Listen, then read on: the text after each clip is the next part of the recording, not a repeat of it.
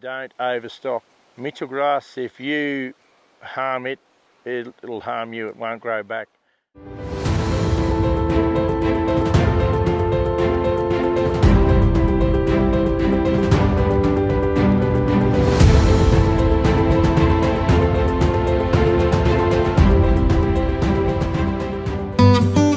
The benefits of wet season spelling are clear and supported by research data. That is, improving natural pastures, grass species diversity, fertile seed beds and improved production. And a bottom line that improves over time. But there are different ways to skin a cat, and grazing practices can achieve these goals with different approaches. Now, our biggest aim is for management of the Mitchell grass is the stocking rate. Too many stock, just as we all know, decimate the country. Neil and Mary Rogers run Toobrack station south of Longreach. Toobrack is 50,000 acres with Gloucester as well.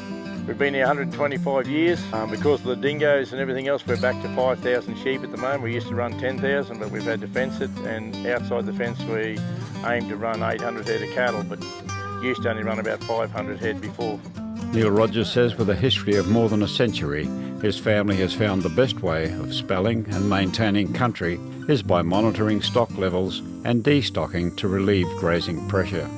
The biggest thing is to destock at the right time and let the grass come back, which is a major thing, and it always has been a major thing over the history of Toobrack that we've learnt and what I've learnt over the years from my ancestors.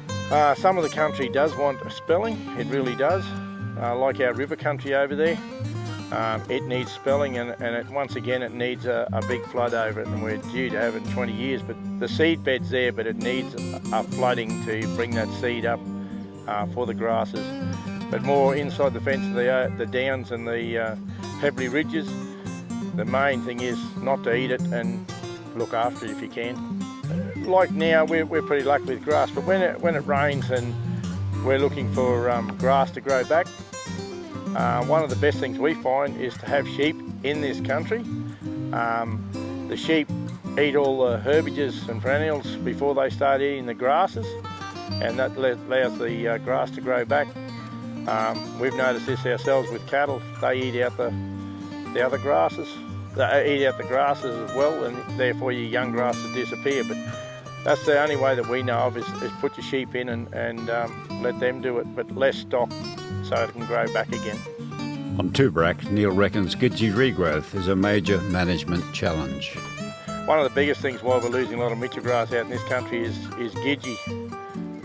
It's creeping out all the time and it's getting worse, and we've noticed even since we've had no sheep outside the fence in the Mitchell grass where it is growing, we've had rain, that the gidgee is taking over, so that's going to encroach on all the Mitchell grass there. Spelling country by managing stocking levels is working at the Rogers property. Pasture health proven by species diversity and the presence of a wide spectrum of life. Yeah, where the Mitchell grass has come back and nice and thick, the animals have been unbelievable. Lizards, dunnarts, field mice, the quails, you name it, they're the lizards, the bronze-winged pigeons. It's unbelievable actually. I know they've got plenty of protection, but it is good to see so many animals in that ground. Monthly stock assessments, the preparedness to move stock out when the season is dry, using traditional methods developed over many generations in an intelligent and sensitive way, is working down the Thompson at Toobrack.